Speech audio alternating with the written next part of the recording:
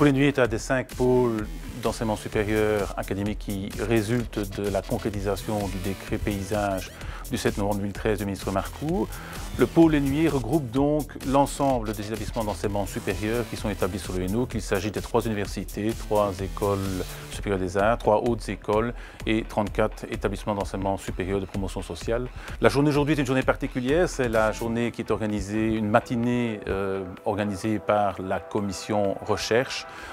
Et l'objectif, un des objectifs principaux est quand même d'avoir une présentation d'une part de tout ce qui se fait dans les différentes institutions membres partenaires du pôle Nuit et aussi de pouvoir mettre en contact des personnes qui soient chercheurs, qui soient enseignants, qui soient quelques étudiants qui font une recherche particulière dans le domaine de la nutrition puisque c'est la thématique qui a été retenue cette année-ci.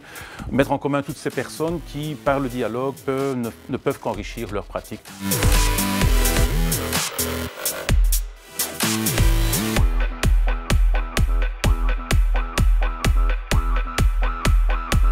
Nous avons tenté de dresser un paysage des différentes activités de recherche qui étaient menées dans les institutions du pôle Nuit et qui, de près ou de loin, touchaient à l'aspect nutrition. Donc, première constatation, c'est que cette thématique est présente dans une majorité des institutions du pôle. Ensuite, ces activités parfois concernent des recherches qu'on appellerait plus pointues ou parfois aussi, c'est ça qui est intéressant, transversales.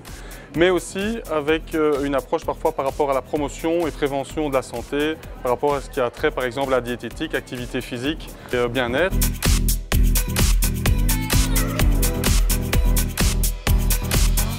C'est le système notamment utilisé en Angleterre des feux de signalisation où on met des feux de couleur verte, orange ou rouge sur les produits alimentaires pour indiquer un feu vert, ce produit est bon pour la santé, un feu orange moyen, un feu rouge pas très bon, donc à consommer avec modération. Ce qu'on essaye de faire, c'est de voir vraiment si c'est efficace, si un feu rouge a bien comme impact de dissuader un enfant de choisir le produit et un feu vert de l'encourager à choisir le produit.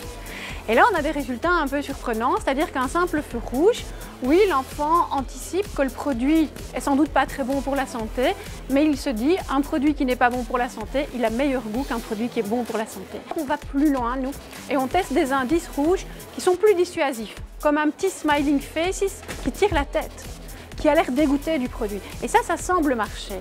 Donc si on met sur un produit un smiling faces rouge qui tire la tête, l'enfant n'a pas vraiment envie de choisir le produit.